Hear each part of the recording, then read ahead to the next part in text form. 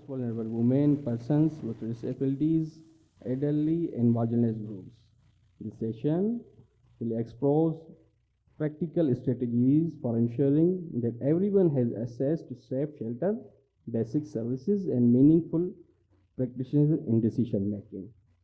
So, without any delay, I am handing over the session to the respected moderator named Ekaterina along with his team to join the stage. Come, please. Madam Sadiqa, you may also please come on the stage. Dr. Sono Khangharani, you may also please join the stage. Thank you. Thank you for joining us today. The session is about how putting gender equality, disability, and social inclusion at the heart of risk-informed development actually makes community more resilient, especially as those that are most likely and most often left behind. We'll be hearing from our esteemed panelists about their experiences across education, women's economic empowerment, humanitarian response, and climate action.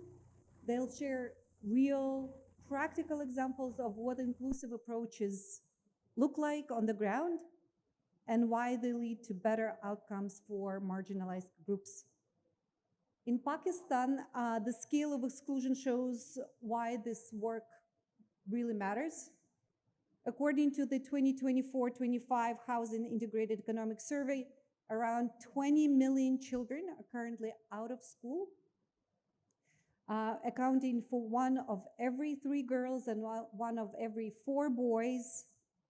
And this exclusion is not limited just to education. The same is true in the economic sphere. According to the State Bank of Pakistan, as of 2022, only 8% of small and medium enterprises are owned and operated by women. When so many people are excluded from education and economic opportunity, communities are less able to prepare and respond to shocks. We'll talk about why subjects like girls' education, women's leadership, and accessible services aren't secondary issues. They're at the center to building resilience and sustainable resilience in the long term. By the end of this conversation, I hope all of us and all of you in the audience will walk away with some practical examples and practical ideas how integrating gender, disability, and inclusion into communities can be turned into policies and programs that help communities better cope with growing shocks and stresses. Allow me to introduce our esteemed panelists. And we'll start with their presentations, and then we'll open it for discussion. So Ms. Sadiqa Salahuddin is an executive director of Indus Resource Center. She's the founder and executive director of IRC.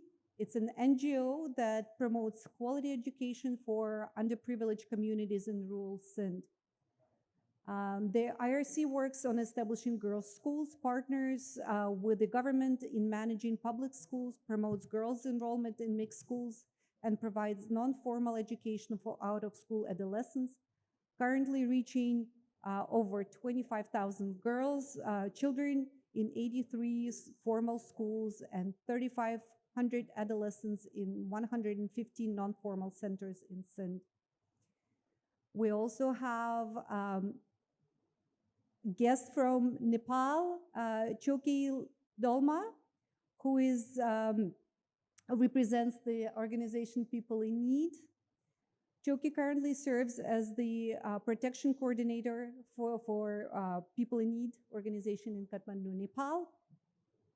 In this role, she leads efforts to integrate gender equality, disability, and social inclusion across emergency response, climate resilience, and governance program. She provides technical guidance and capacity strengthening to support disaster preparedness, climate resilience, housing, girls' education, and strengthen local system through partnership with government and civil society. And we also have Dr. Sono Khangharani, a distinguished rural development professional and social entrepreneur with over 28 years of transformative experience in poverty alleviation, microfinance, disaster management, and sustainable development in Pakistan, particularly in Sindh. Currently, he serves as CEO of Tardeep Microfinance Foundation. He leads inclusive financial services for marginalized communities, focusing on women's economic empowerment and resilient livelihoods. So over to our esteemed panelists. We'll start with the discussion, your presentation, and then turn to the discussion. Please, over to you. I think today's topic is very important from the perspective that, when we talk about no one is behind our resilience information systems and communities. I think when we talk about this resilience, we are talking not about charity. The first thing that I think I must mention, we are not talking about the charity. It is a risk imperative, and we have to think from a management strategy to a development strategy or sustainable strategy. So this whole framework from a gender point of view, GEDSI point of view, we have to understand. I think what context like I should be talking about is the rural Sindh, where I have most of my life and time worked upon. The rural Sindh has a multiple exclusion, and that exclusion, escalates multiple vulnerabilities. If I quote district from where I come from, which is Tharparkar, nearby Umarkot, Mirpukhas, Badin, and the other coastal districts, they are more vulnerable to many shocks. I can mention number of the shocks that has been occurring every after second years. But what is the vulnerability and who is vulnerable? When we look at from the data perspective, it's a gender, segregated gender, caste, which is more important, I think, in this context. We also see there's a big disability issue, which is disability, maybe the financial disability, resource disability, whatever. And then we have a poverty which overlaps the vulnerability, the resilience also. If we ignore these layers, then what happens? The resilience program like this, they fail. So we have to really look into what we can do that. GEDSI is not a side component. If any program which government designs or NGO designs or development organization designs and implement, we cannot ignore the GEDSI as a component. We cannot say it is a component. It is an integrated, and it has to be resilience also. Having said that, see, what is important is the risk. But risk is not always neutral. Risk has some points. We can say that climate is one factor, climate shocks are the risk. We say, this inflation, health issues, other crises, all are supposed to be the gender base, and they are not neutral. They are not in isolation. They affect children, they affect women, they affect vulnerable communities, they affect caste, they affect minority, they affect everyone who is supposed to be the excluded from the structural systems.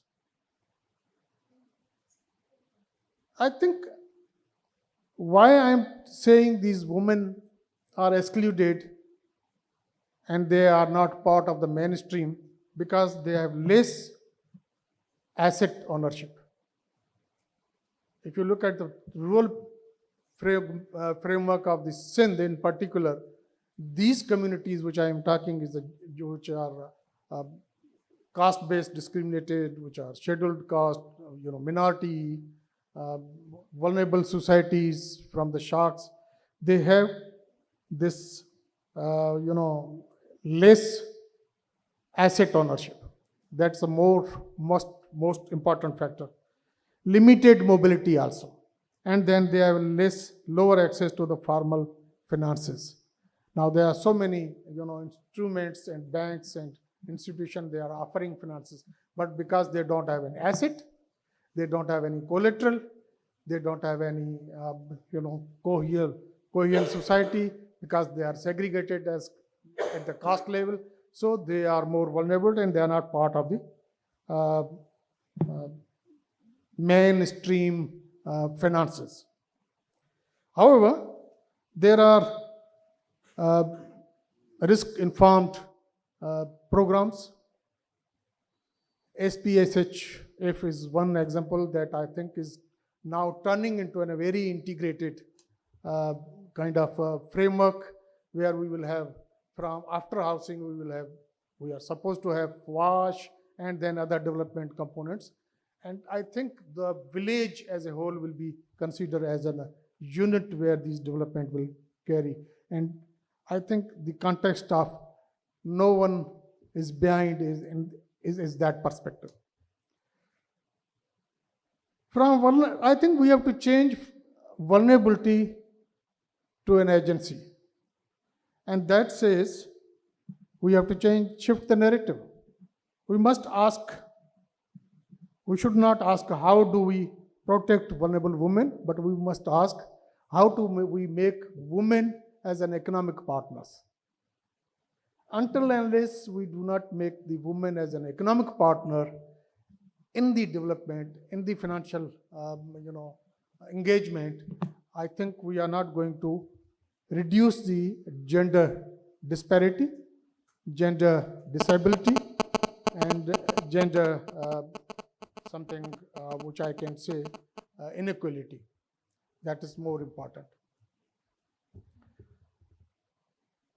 I think practical suggestion, which I will, because as our facilitator said, practical suggestions are important. And the practical suggestion from the gender point of view, from this GEDSI point of view, is only data segregation.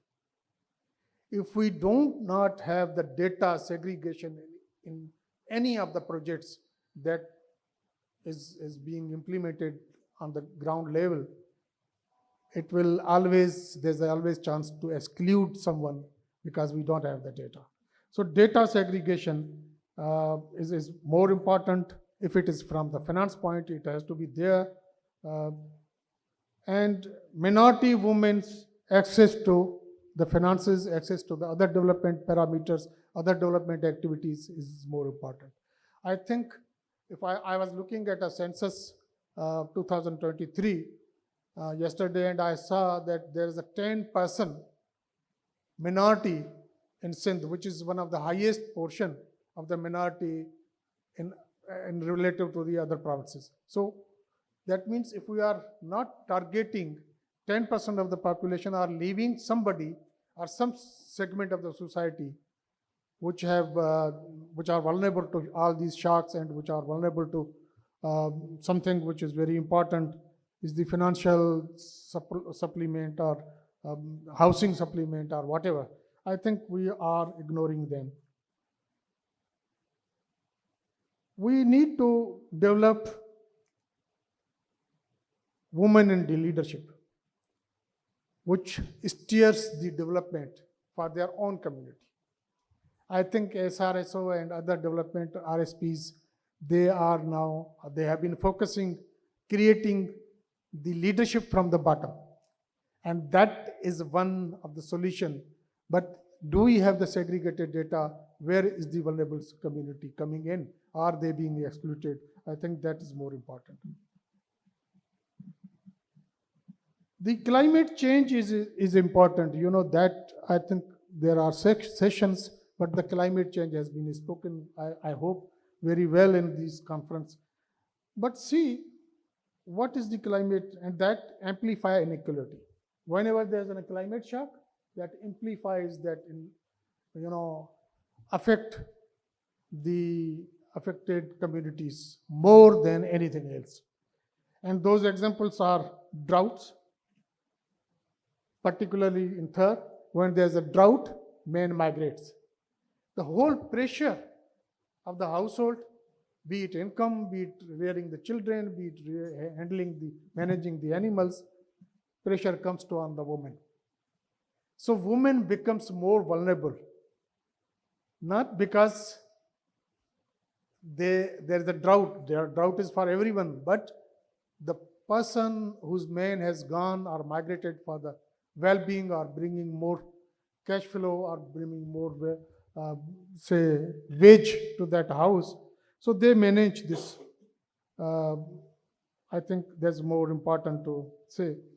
The man migrates. Women manage the household, livestock and everything.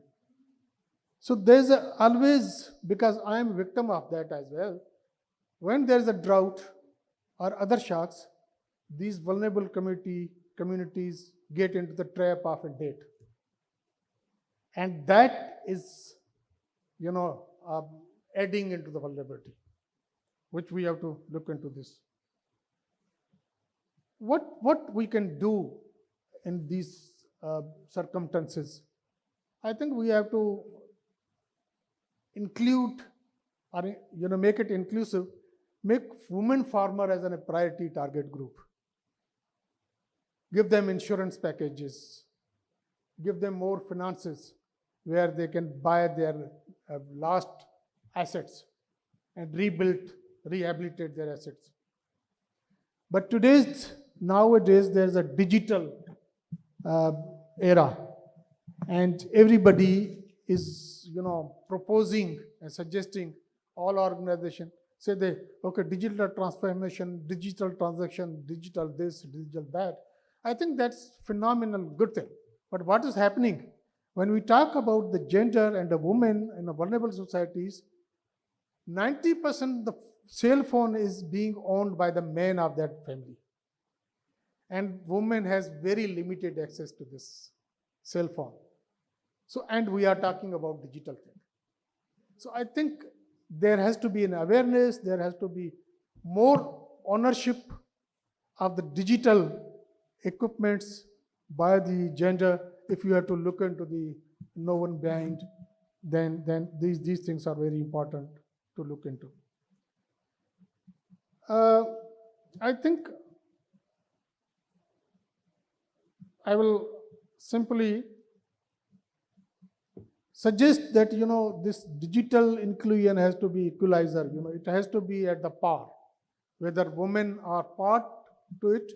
It's only if we really go and only think about the digital development and digital transactions, digital thing, then we are excluding the vulnerables and including the elite, because the elite families, the elite society has the access. So I think we have to differentiate between these two things. And because I'm coming from the microfinance institution, and I have seen in the field where there is a woman as a client, they have more control over their income. So that is proven. And they are more responsive to the repayments than the men. So they are much more, I would say, this is proven fact that they are much more managing the finances, they have control over, than the men. Men may be spoiling their bigger income, but the woman does not.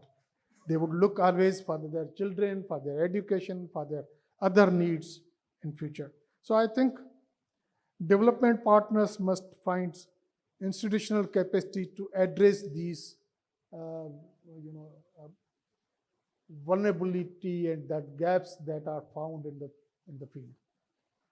I will just conclude by saying leaving no one behind is not a moral slogan. I think if you look at this is not a moral slogan. It is the foundation of risk management. It is the foundation of resilience. So we have to come out of the moral thing. We have to institutionalize it. Once the GEDSI is institutionalized and it is, seen in the comprehensive and holistic manner, I think we can reduce the gender gap. Thank you very much. Thank you so much, Dr. Khangharani. I think what resonates is that we cannot talk about inclusion as an add-on component, but it's important to have it as central and integrated part of any development approach. Let me turn to Madame Sadiqa to talk about education and access to education in rural Sindh. Thank you.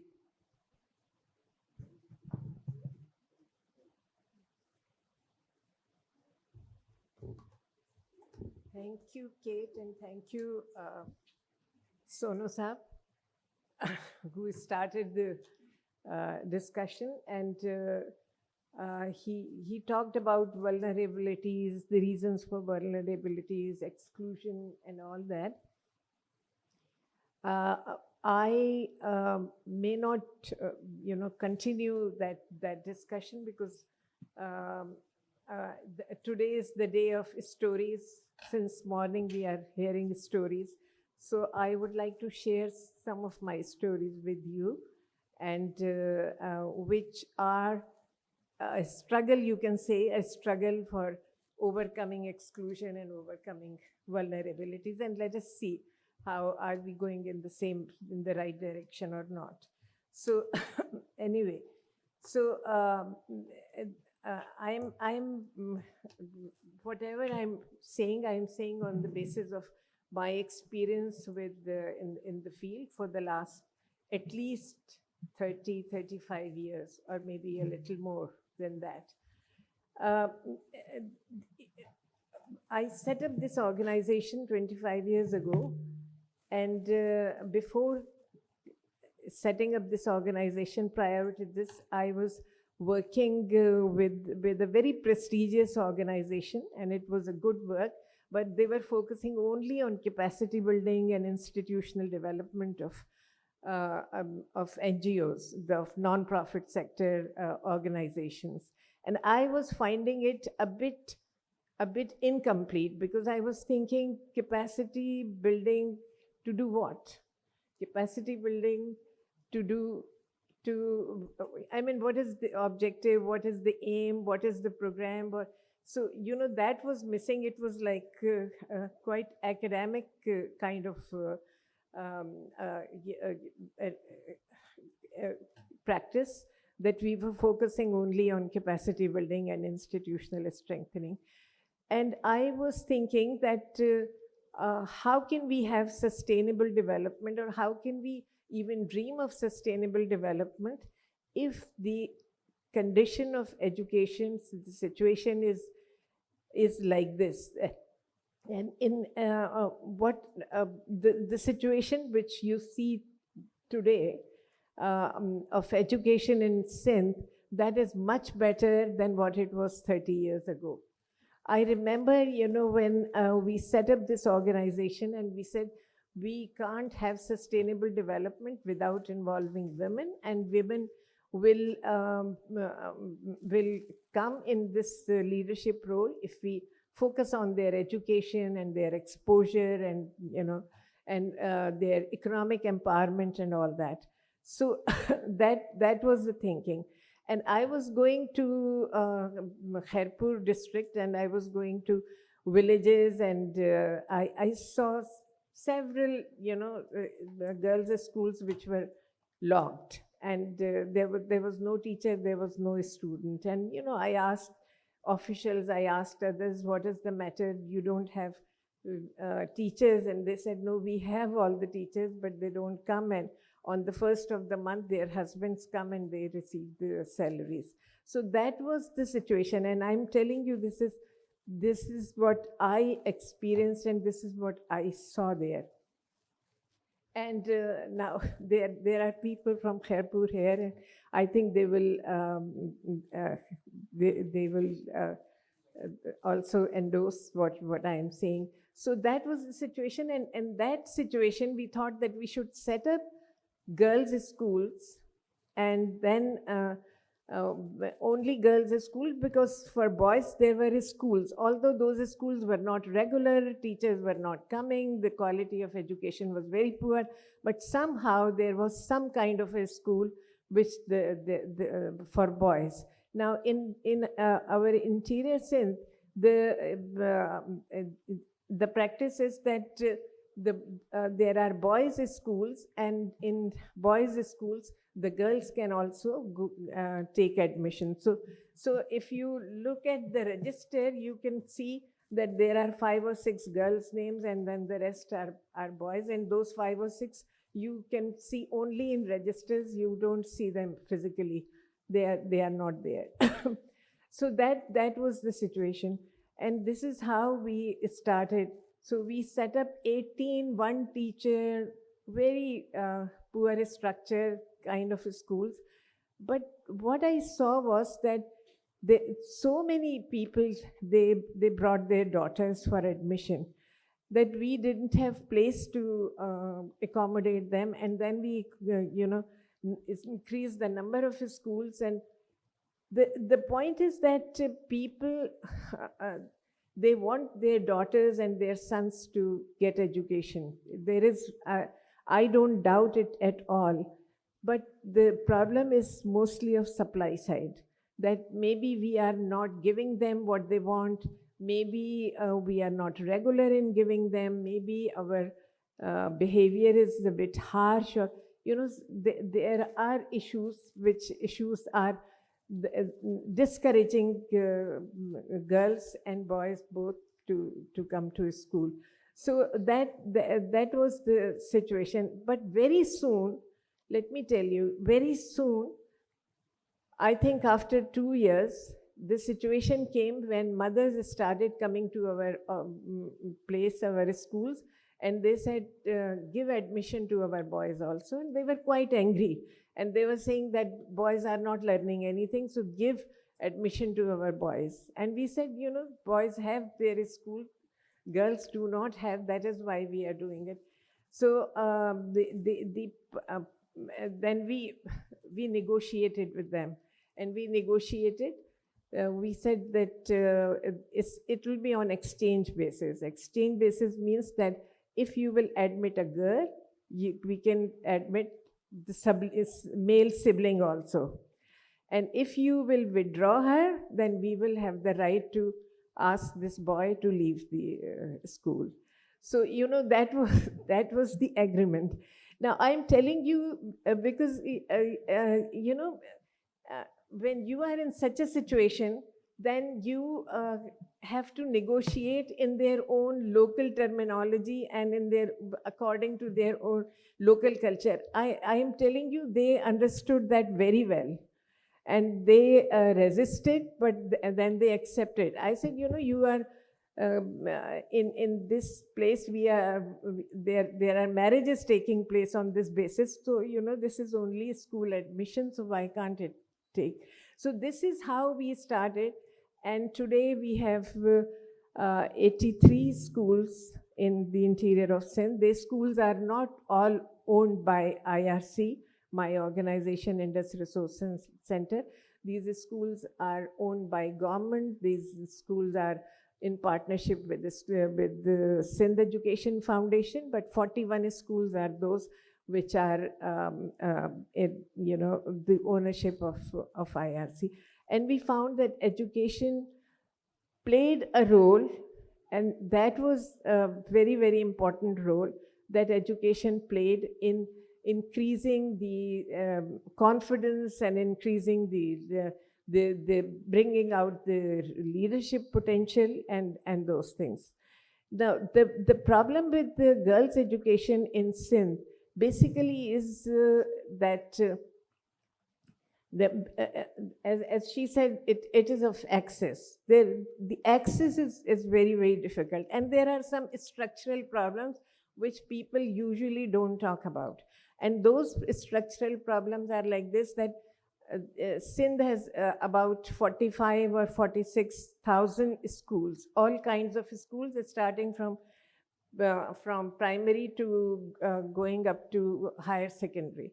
Now, in those 47,000 schools, 38,000 schools are just primary schools from class 1 to 5.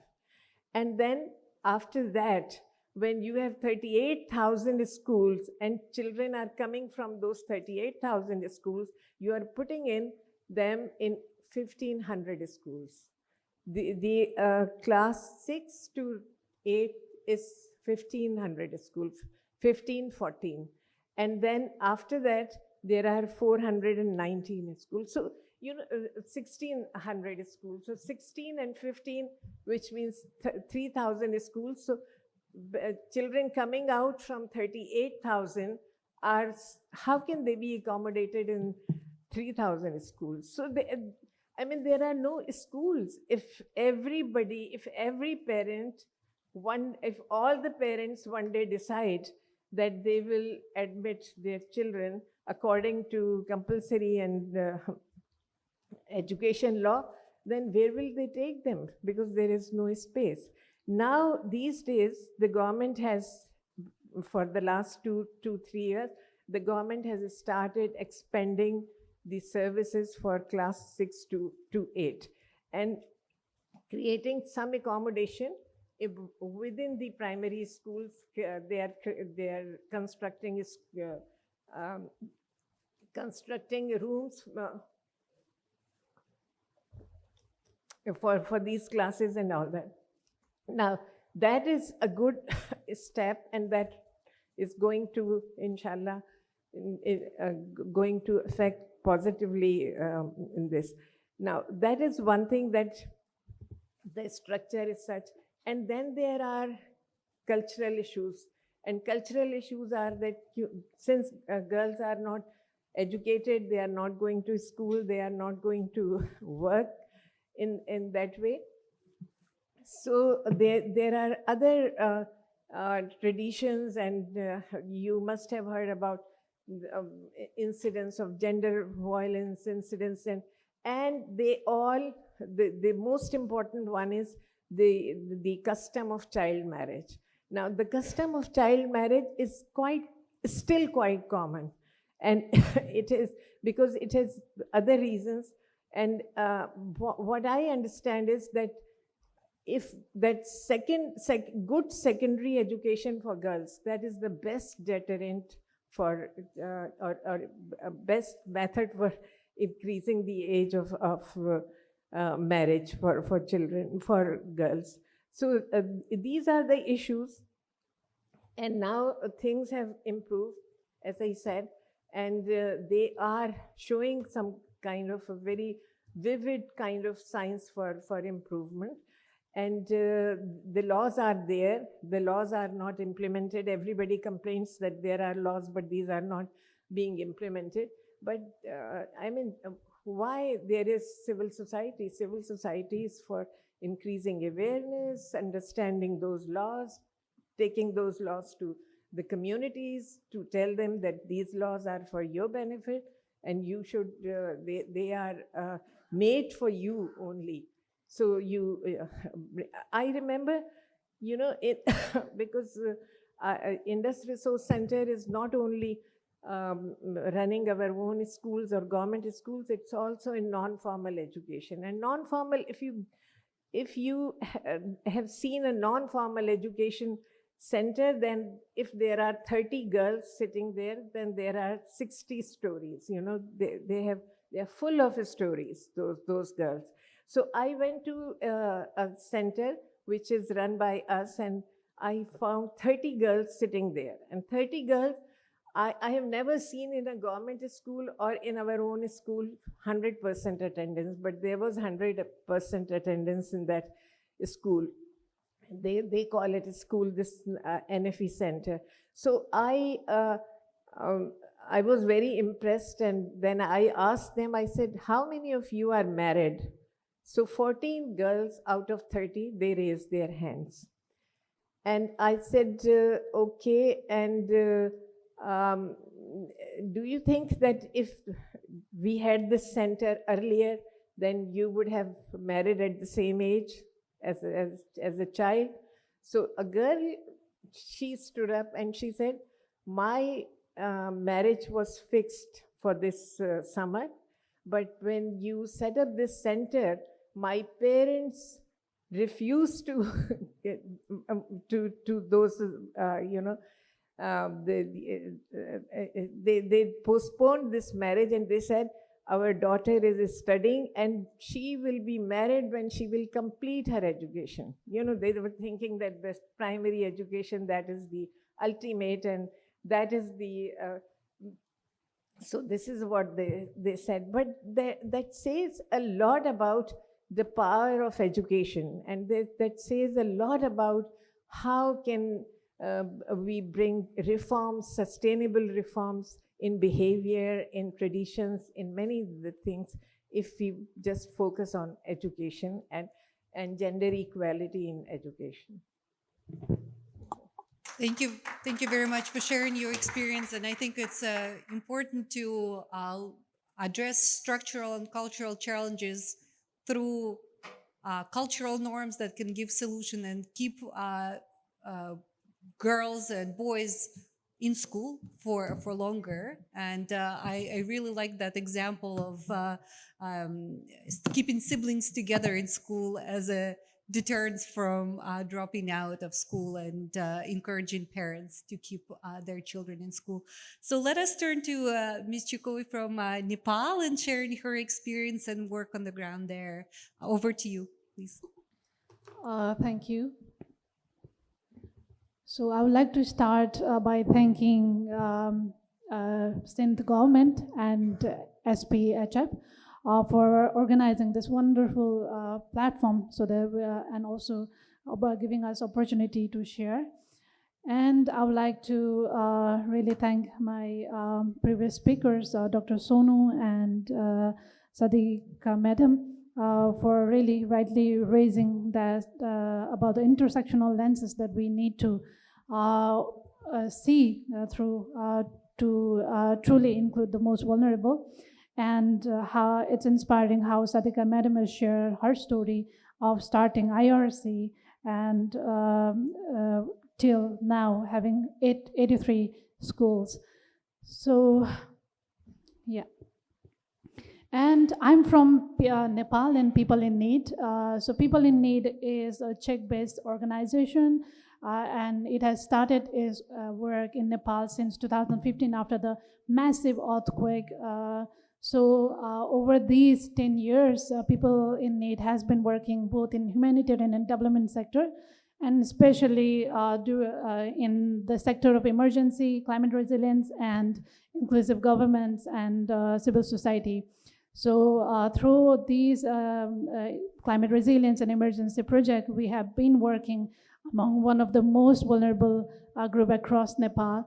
And we, through this learning, we wanted to share in this platform. We have been working off and on regarding shelters, especially not really on construction, but we have been as a part of disaster preparedness. We have constructing few of safe shelters, and also intensively facilitating, especially in leveraging government resources for relocation and right to shelters. So I will be majorly presenting, sharing our learnings on that aspect. Can you change, please? So I would like to share my presentations with 3 key messages. Yeah, thank you. 3 key messages, that is that, first of all, as we talk about the changing context, as we talk about the disaster, emergency, the vulnerability, it's not just geographic, and it's not just exposure to hazard alone. it is a really social issue. And the interlayered identities, the social factors such as gender, race, ethnicity, caste, age, disability really came into play to decide who is at the most risk, and also who has the capacity to act and access the life-saving disaster informations. And the second message that I want to give here is that as we work across very vulnerable group and marginalized communities, we found out that most vulnerable group as women and persons with disability self-exclude from unsafe, non-private and inaccessible shelters. And so the system really fails if the design ignores dignity, culture and identity. And as we talk about the right to shelter and access to shelter in context of humanitarian setting as well, it's as we really innovate with new innovations, and as we reach up to the sky, we should not forget the ground, the community's needs. So it's really important to blend tech with trust, because when we conducted GEDSI analysis in some of our projects, we came to know that women and senior citizens, they still prefer the traditional way of message dissemination, door to door and verbal communication. So as we innovate with new technology, it's very important that the real-time tools meet the community trust, a trusted mechanism. And I would like to shortly share our recent findings of rapid gender analysis that we conducted in one of the provinces, Madhya province, after the province was declared drought affected. So we wanted to see the gendered impact of the drought, especially on women and girls.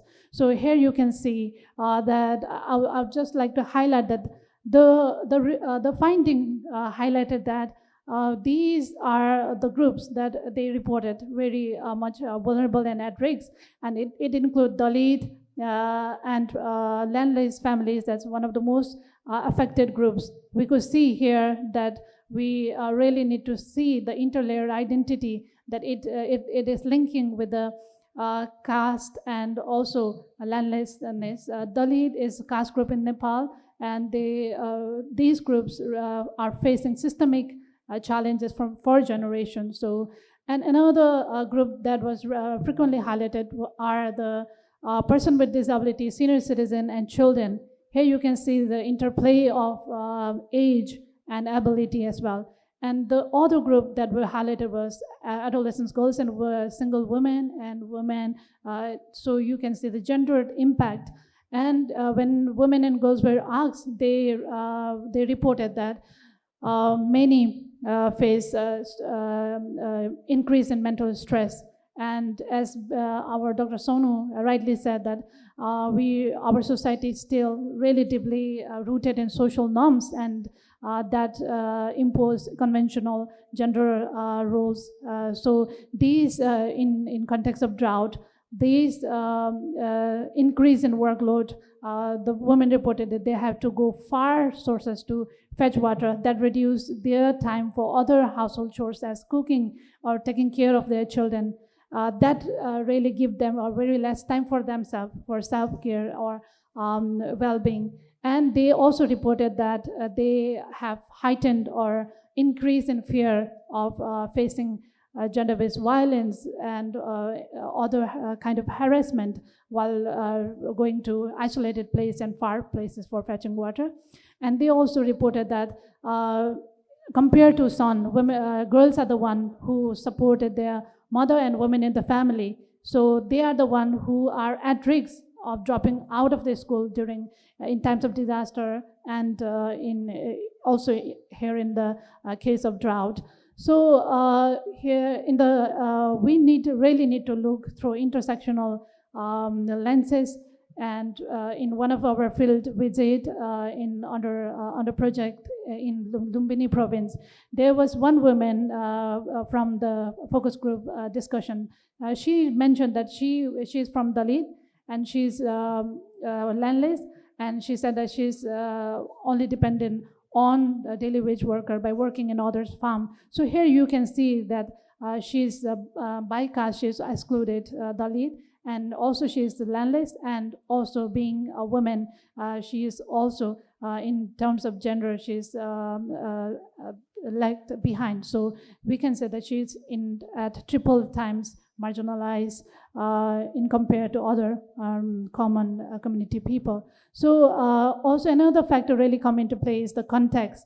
The context, the remoteness, the geography, locations, and access to important life-saving services, and also the settlement where they are formal, informal, and other various social factor that really plays important to decide who is most at risk.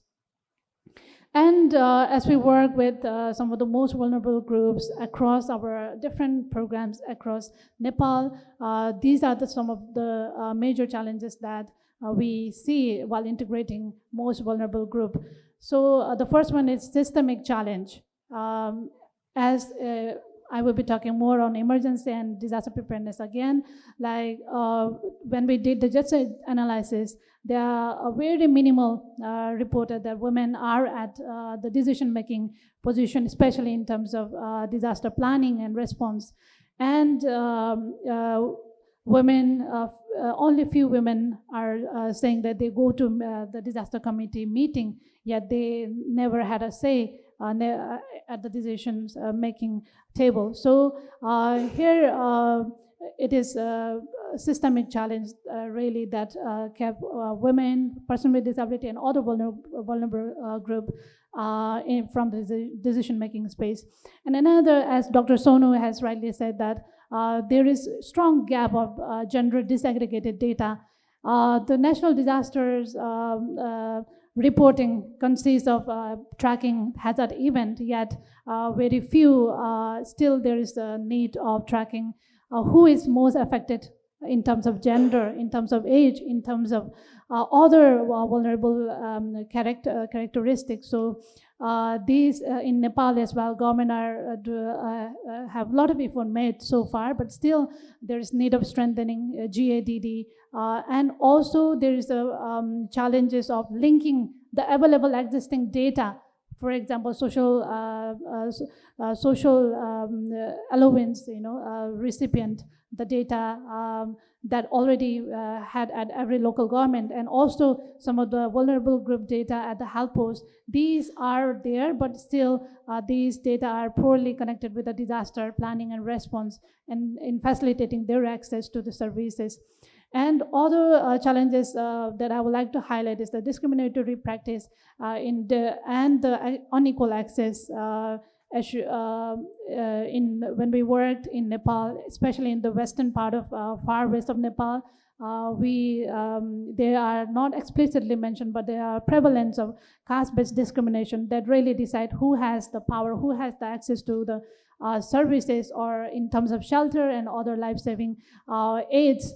And when we conducted a GEDSI analysis in one of our projects in Madhesh, district like Siraha, Narayanapur, and Loharpati, there are shelters, but the vulnerable group, like women, persons with disability, they said they don't use it because of only one hall shelters that have no segregation, no privacy for women, even for breastfeeding, and the toilets that are not gender friendly and accessible, and lighting, lack of proper lighting are the reasons. So they chose rather to go on the rooftop of higher houses or go to the embankment rather than going to those shelters that are not culturally friendly. So other is the poor accessibility.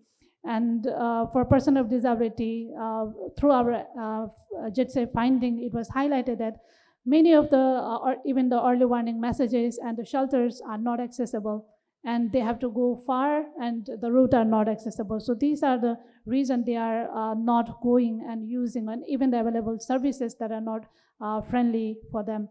And the other, in terms of including or during the emergency, is the very still need of strong mechanism for protection and GBB risk mitigations. It is often really predicted thing, but it is now very poorly addressed during emergency. So our recent rapid gender analysis find out that the 24% of women reported that they fear experiencing GBV, and 29% of them says that they face harassment while seeking a job post-disaster. And one of our GEDSI analysis conducted under one of a RAIN project in Madhesh, in Loharpati, we were doing FGD with group of women, and there it was shared that 19 out of 19 women reported that they face GBV. So we could see that GBV is rampant, exists in every society, especially in South Asia. We could see that the data is really high. And still, during emergency, this is poorly addressed and still need strong mechanism for it. And another is a person with disability and a senior citizen. They are reporting of not accessing essential SSA, social security allowance during the time of monsoon and flood. So these are few challenges, and our learning while working with these last mile communities are that we only a community focused program or only at the policy level, working at silos doesn't work. So a system approach, holistic and as well as integrated project approaches is needed. So here are a few examples I have said. We, under the RAIN project, we are working to strengthen early warning system. And there we work with government authorities as DHM and NDRMA, especially to not only to install the early warning system and policies, but also working at the ground and province through CBOs and onboarding partners that are led by vulnerable groups as OPDs. And also what we learned is that if the vulnerable data and the indicators are not integrated in the system, then they are not included in a sustainable run. So the policies, DRR policies such as DPRP, climate change policies should integrate these needs of diverse group.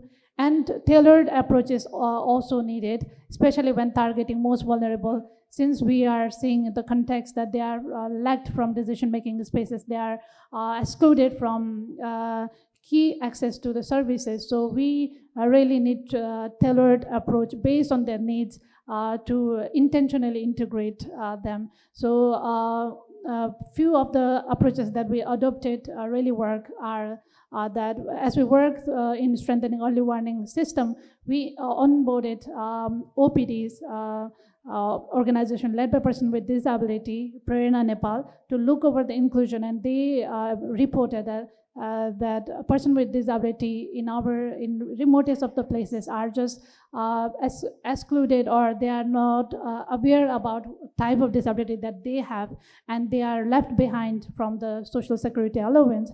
So we conducted disability screenings campaign where 3,899 individuals were screened, and among them 1,630 were identified as person with disability. And now we are working to connect them with the government social security allowance, and also advocating with NDRMA to link how we can link with the disaster response. And another is the landless data as well. We are facilitating government in identifying, validating, and recording landless community, and also connecting them with the shelters, the provision that government have. And one of the approaches that really work is that as the vulnerable group and disability right actors really say that nothing about us without us. So in that way, without onboarding the organization led by the vulnerable group or these vulnerable group in the planning and decision making, it is not true inclusion. So we have onboarded organization as Prerna Nepal, who worked in person with disabilities rights and women-led organizations. And also we work through sub-grant with CBO's community-based organization. So these have really helped us to strengthen the inclusion in our programmings. And another is co-designing and co-shelter. One of my colleagues has been sharing in the other sessions about co-designing of shelters. Like we talk with the community, we co-design and ask their views and needs, and also integrate their indigenous knowledge, so that what could be the cost-effective and sustainable way for developing a shelter that they will accept and that they will feel safe. So in that way, these are a few examples that we have been doing. And the participation, not only like shifting representations to true inclusion, not just a tokenism. Like our Nepal government had provision of 33% of women's participation. And the participation of women is increasing, yet it is not as adequate as we aim for. So frequent consultations and considering care work is really, really important for making sure that they are participated well. And also integrating, when we think about including person with disability, it's very important that we also think about the caregivers' provision, so that they will be accompanied and they can come to the decision making or in the community structures at decision making level. And also, as I shared before, the decision platform are highly gendered. Key position holder are held by man. So invitation, when we call on to only the position, then only male participant, men are dominated at the table. So it's very important that we go beyond the positions and really include those vulnerable groups. So another learning is resource allocations. The disaster for shelter or emergency in all from policy, not only policy and not only integrating the GEDSI needs at policy level, it's really need to be backed up by the resources to implement and to monitor at the ground level. So here are a few points on shelter and relocation. After the post-earthquake, we have been working intensively in leveraging government's resources. So under one of our projects, Leave No One Behind, we find out that the most vulnerable groups, especially landless and marginalized community, first of all, they don't have the knowledge about the provision that the government have. If they have the knowledge, they don't have the capacity how to receive those grants. And if they receive, the government also have a relocation provision, but yet there are criteria that they have to meet to receive it. So there was a relocation grant that were given in installment. When they first receive it, they need to have some progress and start constructions. And after that only they will receive the second grant. So when they were doing so, they don't even have their own capacity and money to complete those criteria. So during implementing this project, we introduced revolving funds, where a trial MOU is signed between the local government, the beneficiaries, and the program implementer, so that they will receive the grant and they will complete their construction and meet the criteria. When they receive the grant from the government, they will again return back to that fund. So in that way, it was made them easy to complete and receive the government grant. And also Alo Palo was initiated. It is one of the indigenous practice in Nepal that it's also can be called as labor actions, like you go to one of your community member and do the work and then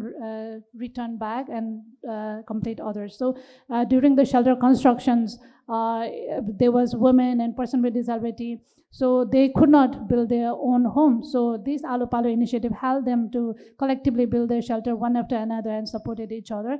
And also the mission training was not only given to the men, also to women, to dismantle the conventional gender roles.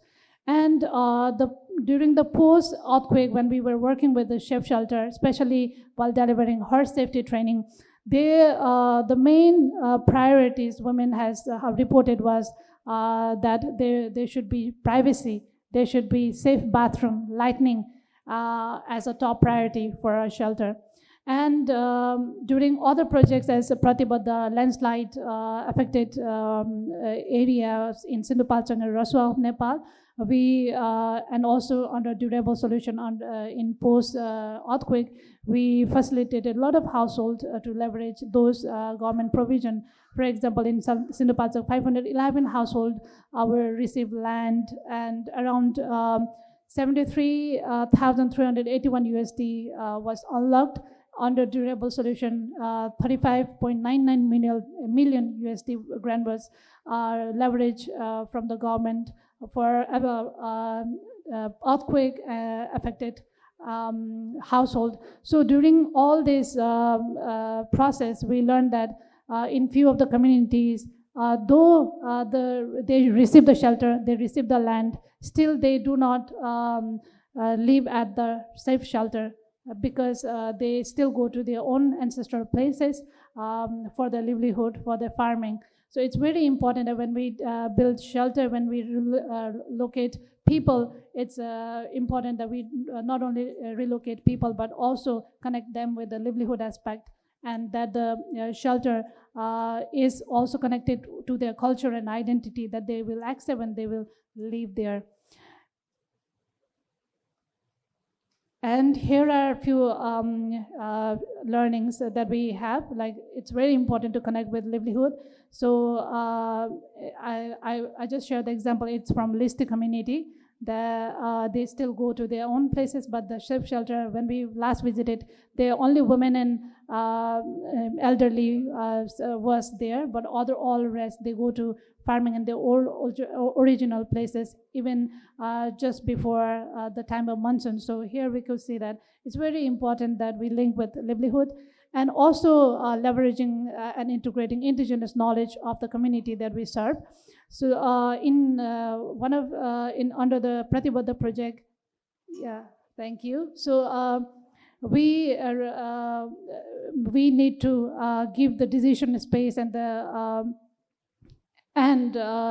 knowledge of people. Here, there is a picture here you could see that we have provided under disaster preparedness, especially during the monsoon, as there was warning that the flood is coming. So people received this zinc sheet, yet they have built their own shelter through bamboos and wood. And structural barrier and cultural identity are really crucial in terms of not just building shelter, but the shelter that the people can trust and live. And these are few evidences that I have just attached here. So I would like to thank by concluding that inclusion is not really an add-on, but it's really intentional, and it is the heart of every programs and initiative that we do, because at the end we do it for the community, for community resilience. Yeah, thank you. Thank you very much. I think through all three presentations, the main theme is being inclusive is not something you add. It should be an integrated approach to including gender, disability, and there are multi levels of exclusion. And so address that, we really need to look for cultural norms that create not only challenges, but can also offer solutions. So I want to thank our panelists. Before we close, are there any questions? I want to turn to our audience.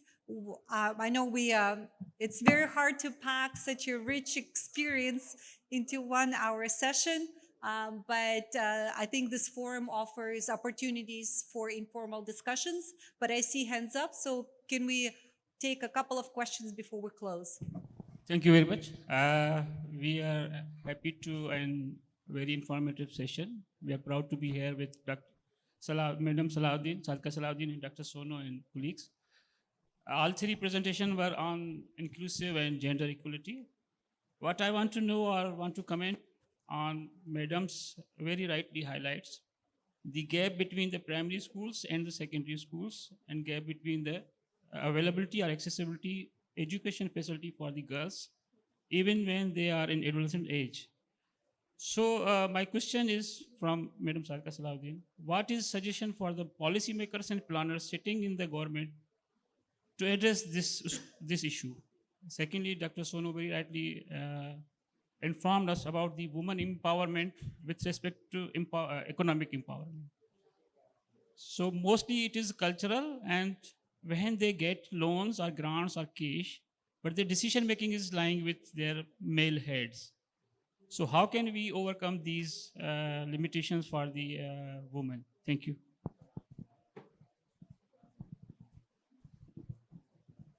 I think, see, there are very classical good examples in this country. The BISP is one. I'll tell you one story in 2 minutes. I went to in a village where there was 120 women beneficiary of Benazir income support grants or, whatever. I asked them, I met almost 100 women in a group and asked them what they do with the money that they get. And the village was in district Umakot, 100 kilometers away from the town. So they say, see, we go in 4 to 5 vehicles in town on a prescribed date. We get that money and then we buy the stuffs for our girls who are waiting for the wedding, who are waiting to go to the school, and we use it on the essential items that our male do not consider as an important. And that is the beginning of the economic empowerment.